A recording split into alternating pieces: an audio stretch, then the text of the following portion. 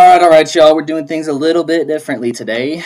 Um, these past couple weeks, we've been talking about what it looks like to be a Christian, and kind of what that looks like in your daily lives. And we've kind of come to the conclusion that when you stop living your life for other people and start living your life for God, you will start to see those little changes start to pop up and happen in your daily life. Praying, uh, getting in the Word, getting with community, holding your brothers and sisters in Christ accountable. All these things kind of that God has told us to do come together collectively, and your faith will eventually start to grow as you start doing these little things more and more. It's like watering a plant, right? I mean, you got to plant the seed, you got to fertilize it, you got to take all the weeds out, yada yada yada, water it some more, and then it's not going to grow overnight, right? It's going to take time to grow. Um, so we're going to be in Acts chapter 28 today. I don't really do this. I'm not going to lie to y'all. So this is all new to me. So if this sounds bad, looks bad, or all of the above, just let me know. Figure we would try something new here and see how it goes. Really good conversation though today with the small group that showed up. So thank y'all for showing up.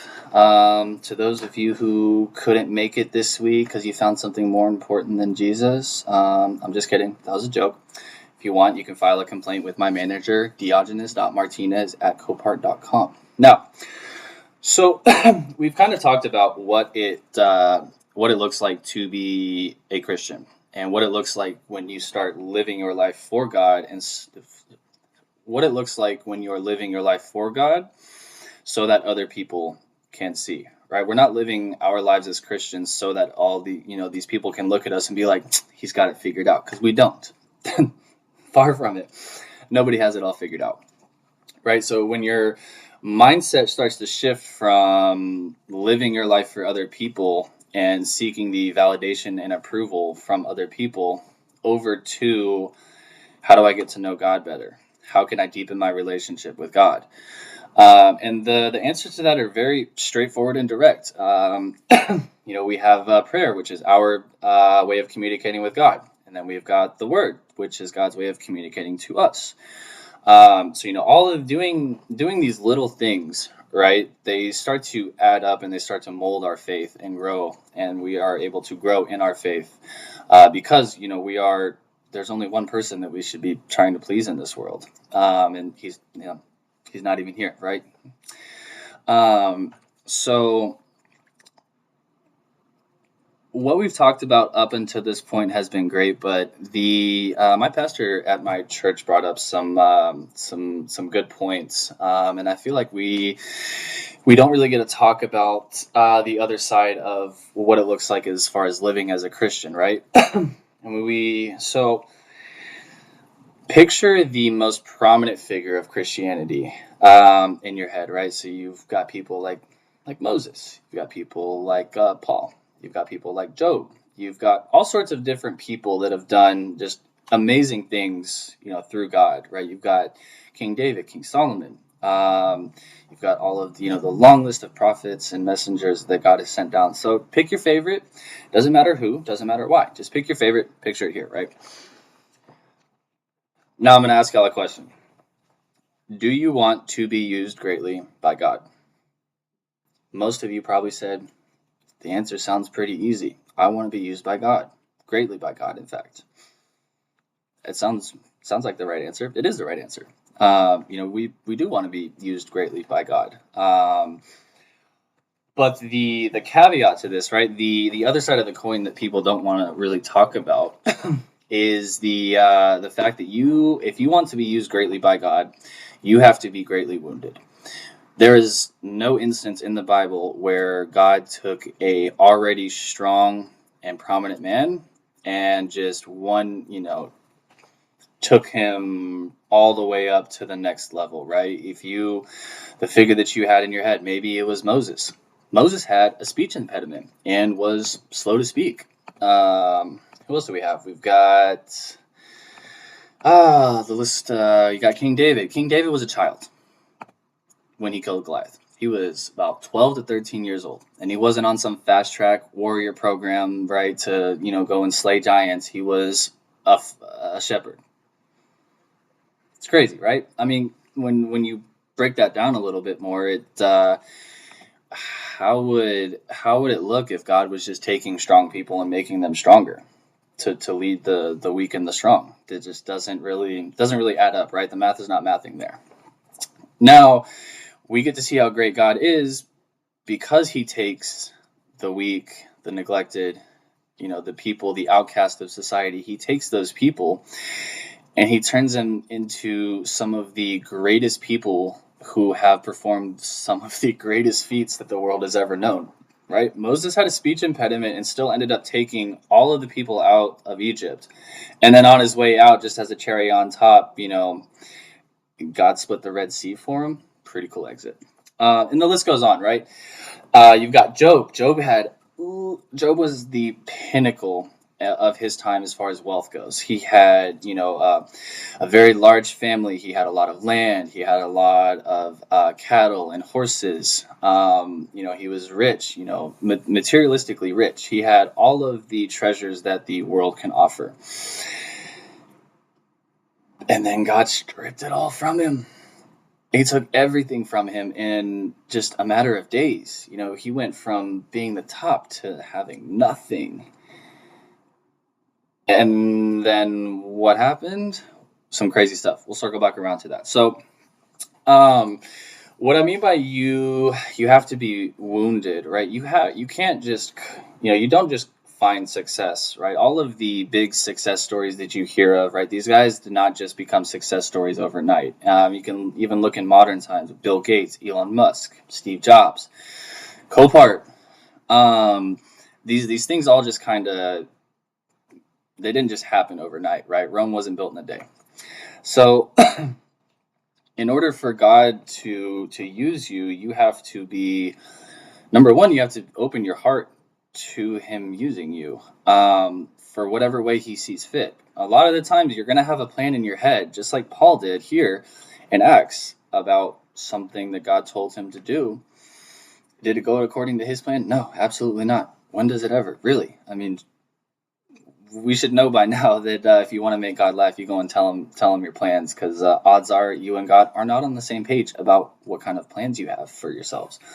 And we know that God has plans for us, each and every one of us, that are greater than any of our wildest dreams could possibly fathom, right? So in Acts, towards the end, chapter 28, so before this, in Acts 26 and 27, I believe, the Jewish people and their government officials took him to King Agrippa and basically said, this guy's got to go. He's talking some crazy stuff about our God and our religion, and we don't really like it. So we need you to kill him, but we need your permission in order to kill him. And King Agrippa basically said, I don't find anything worth killing him over. So Paul, you can die here, or you can take your case up with Rome. And I mean, taking your case up with Rome is not something that the normal person would do. But, Paul kind of put two and two together when God told him that he was going to go to Rome and, spread the word a couple chapters back. And he said, all right, well, looks like I'm going to Rome this way. Cool. So long story short, Paul gets on a boat with a bunch of soldiers and a bunch of other prisoners. And I believe it was about winter, or they were about to enter winter. And traveling by boat during winter back then was not an easy task. This was not like your Disney resort on water getaway, right? This was not a vacation. This was some serious stuff. I mean, sailing back then was exponentially harder than it is now. So Paul says to the centurion in charge of the ship, was like, hey man, I don't think we should go. It's winter. There's probably going to be a storm coming, and not a good look. And he said, yeah, you're the prisoner, so just go ahead and get on the boat, and we're going to be on our way. Paul said, okay, fine. Trusting God still, right? Long story short, they end up in a massive storm like none of these other sailors had ever seen before. And we're talking, waves that are just massive waves hitting this boat from side to side. It is so dark outside that they literally did not see the sun for days on end. So they end up shipwrecking on a small island called Malta. And when they got there, they were, Paul mentioned in Acts 28 that they were met with unusual kindness. And I thought that was interesting because even today, if you go to an island that is essentially, cut off from the outside world and technology, if you step foot on there, there's a good chance you're going to die. If somebody walked into your home, unannounced, what would you do? Anyways, so the villagers or the natives of that island in Malta ended up welcoming Paul and the rest of the soldiers there. And sorry, let me just put a pin in that. We're gonna rewind a little bit. This is probably gonna be unstructured because, like I said, I don't really do this kind of stuff. So just bear with me, please. So big storm, everybody big scared. And the centurion's looking at Paul because he's just sitting there singing his hymns, worship him away, just hanging out with his servant.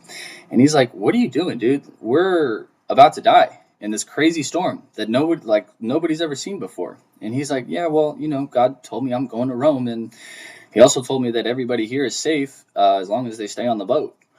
And so there were some prisoners and soldiers that were trying to lower these little lifeboats into the water to try and escape, which super smart idea, right? Let's get off the big boat into a little boat into the raging ocean during a storm. Anyways, Paul tells the Roman centurion, "Hey man, we're all going to be safe. But if anybody leaves the boat, we're not all safe." So they cut they just blindly trusted a prisoner, mind you, right? I think they finally figured out maybe if we would have listened to him back then, we wouldn't be in this predicament here. But we're just going to blindly trust the prisoner for whatever reason. And we're going to cut all these lifeboats out. Bada book, bada boom, that gets done. They shipwreck at an island called Malta. Villagers welcome them, and they're making a fire for the night. And a viper popped out of the firewood and bit Paul on the hand. And what does Paul do? Scream, shout, ooh? No, he just kind of shakes it off and goes, "All right, cool, we're good." So the villagers see that, and they were astonished because they were like, "Well, he must be a murderer. He must be an evil guy because there's no way that the God of justice would ever let somebody, who's done something like murder slide, right? He's got to be an evil guy. He's going to die now." Lo and behold, he does not die. He continues about his night, perfectly normal, perfectly fine. Crazy jump of logic from the natives now. So instead of being this murdering evil man, he's a god now. He didn't die from the poisonous snake. He must be a god. All right, that is a crazy jump in logic. Paul obviously declines the sentiment and ends up preaching the word to them. And actually, cool fun fact. In Malta on February 10th every year, they celebrate the shipwrecking of St. Paul's boat over in that cove. It's a huge festival that they have, and they do it every year. It's like a whole week-long ordeal.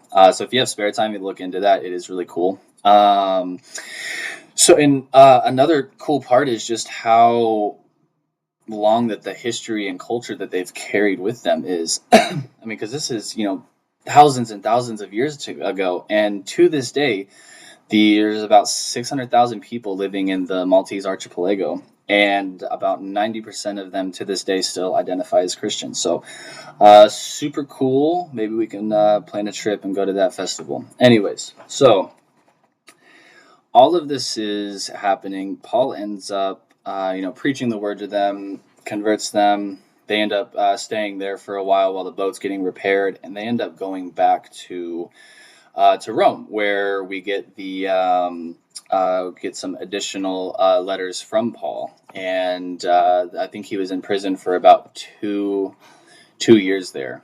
And that is where we ended up getting all of it was Ephesians, Philippians, Colossians, and Philemon. Now, all of that to say,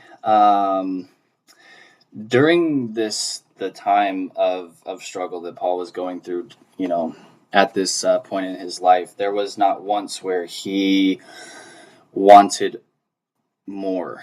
There was not one time where he was asking God for something, right? I mean, we as Christians love to ask God for things. We love to get on our knees and pray and say, if you give me this, I'll do this. And we just essentially treat God like a vending machine, right? If we ask him for something and we get it, great, cool. But if we don't get it, then it's, what did I do wrong? What did I not do? Right?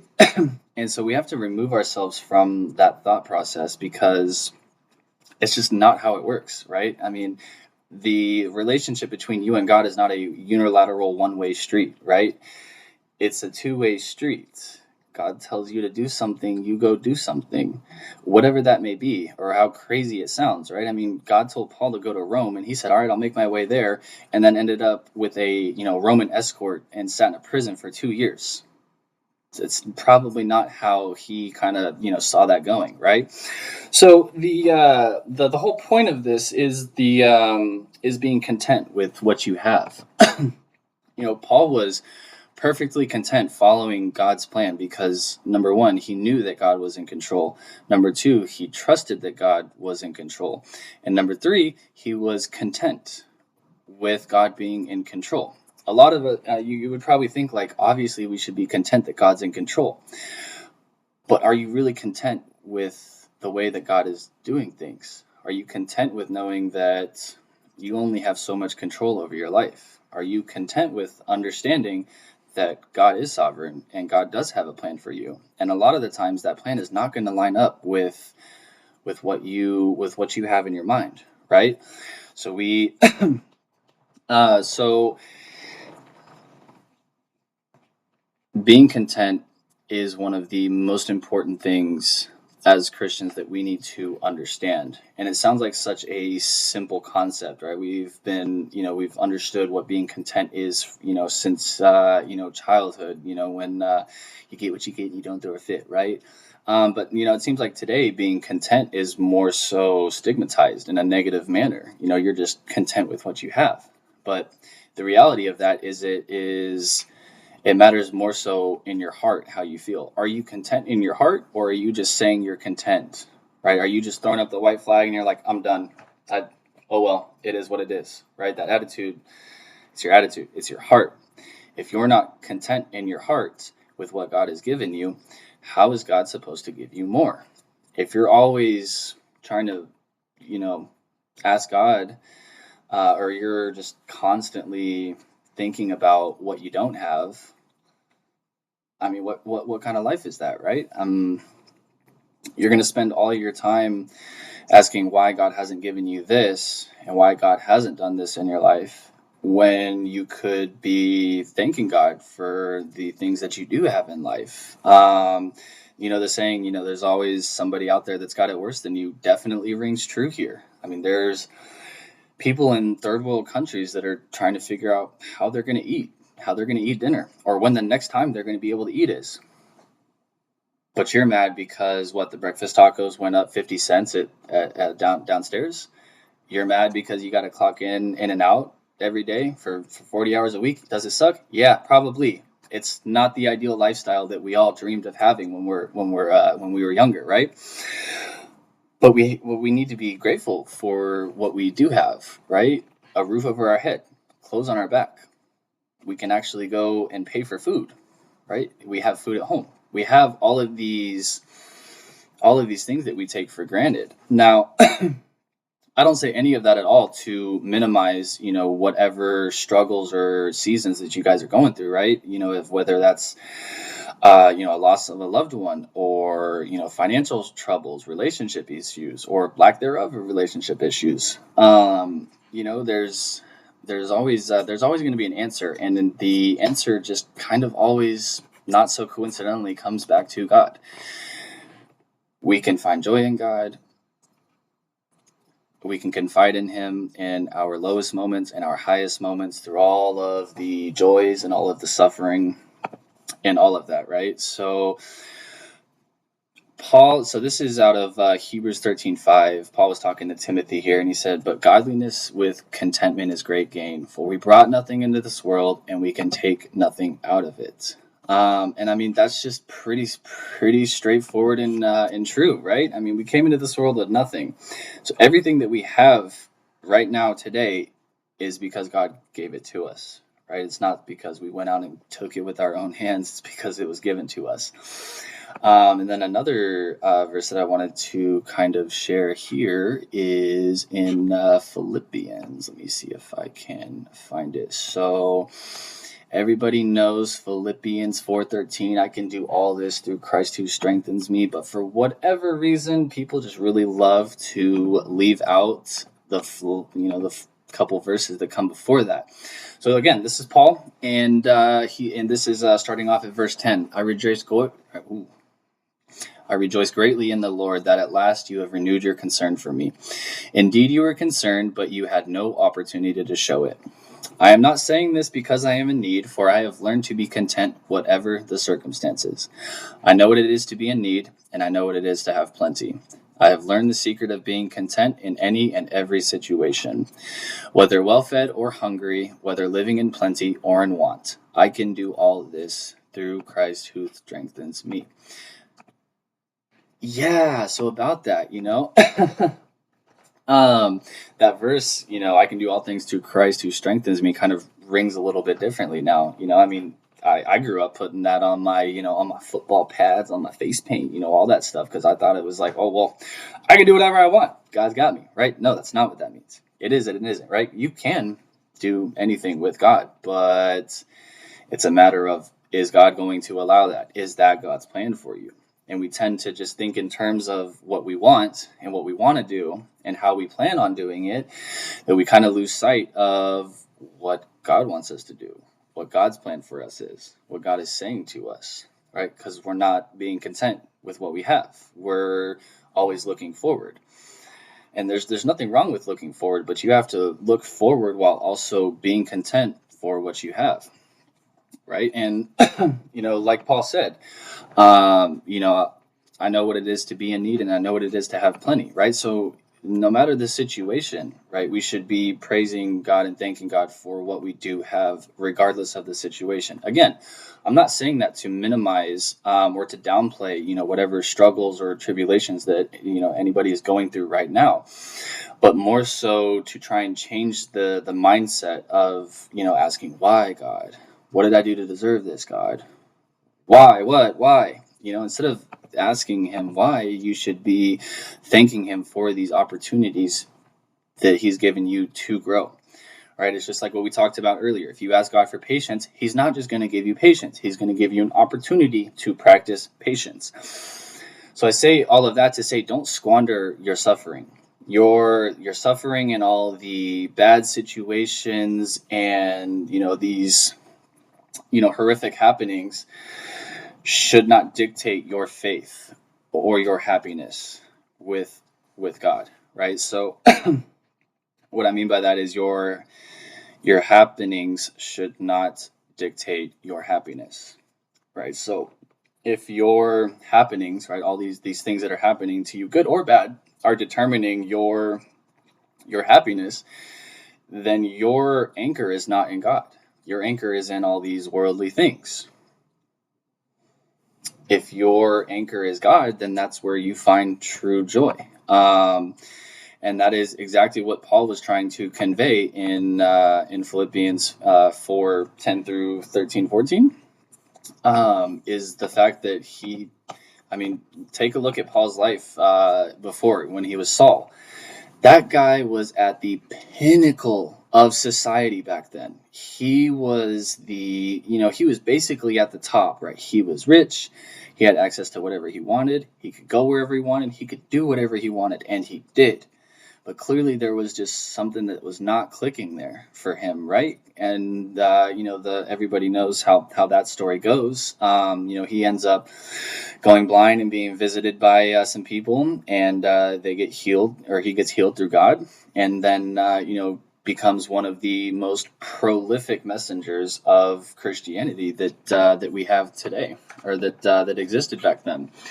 Um, so as we're kind of coming to an end here, I don't want to take too much of y'all's time, but to kind of recap, there is no purpose without pain. And it's kind of along the same lines as don't squander your suffering, right? If you're in a situation that is not a good situation, like I said, whatever it is, right? It's the loss of a loved one, financial issues, relationship issues, etc., etc. These are not just it's not just a season, right? It's not just something you have to go through. You have to conduct yourself in a godly manner in order for you to proceed in life, right? It's like video games. You got to be level 1 to get to level 2, and you got to be level 2 to get to level 3, and then you got to be level 3 to get to the boss, right? There's stepping stones here, and it is the same with your faith. Until you conduct yourself in a manner according to how God has told us to hold ourselves, you're not going to get past that hump in the road, right? If I ask God for patience and then he gives me an opportunity to practice patience and I go and blow my top off, I'm not going to the next level, right? We're going to keep going in this circle until what? Until I practice patience. So, and it's tough, right? Because sometimes we don't know that what kind of situations that we're going to get put into, so it's really hard to speak on how you would act if something did happen, or what you would do in a certain situation. It's really hard to make assumptions with how you would act until you're actually in that situation. So how can you prepare yourself? Well, this cool little book right here, not so little book, kind of gives you the guidelines on how to live your life, right? And how do we live our lives? For God. That is the answer. If your life is anchored in anything else, right? If the situations and the happenings are dictating your faith and are dictating your emotional state, you're not anchored in God. And we all know that you're either with God or you're not. There is no in between, right? So if what brings you true happiness and joy is tangible items, materialistic things, then your anchor is not in God. It's in the world. And like I just said, you're either with the world or you're with God. There's no in between with God, right? He's a jealous God. You're either in or you're out, right? So that being said, to kind of recap, we are called to live our lives a certain way as Christians. And in order to do that, we have to be truly content and truly anchored in God. Let's see if I can. Here we go. If I can find this real quick. So this is from Matthew 6, verse 25. Verse 19. Do not store up for yourselves treasures on earth where moths and vermin destroy, and where thieves break in and steal. But store up for yourselves treasures in heaven where moths and vermin do not destroy, and where thieves do not break in and steal. For where your treasure is, there your heart will be also. I just want to stop right there for a second and just make sure that everybody heard that. We're going to say it again for the people in the back. For where your treasure is, there your heart will also be. Whatever you treasure, that is a reflection of your heart. All right. If you, going back to the shelf analogy, right? You've got a top shelf, middle shelf, bottom shelf. The top shelf, you're probably thinking, all right, well, I'll put God up there. I'll put my family up there. On the second shelf, maybe I'll put money there. My goals, maybe. Or something else. On the third shelf, maybe it's that house that I want to buy, the car I want to get, all the things that I want, right? Here's the problem with that line of thinking. You're putting things on the same shelf as God. It's not going to work out. The only way that this works out well for you is if God is on the throne of your life. He cannot be on a shelf. There is nothing equivocal that you can put on a shelf next to God. that will, be of equal value, right? God has to be on the throne, the king of your life, right?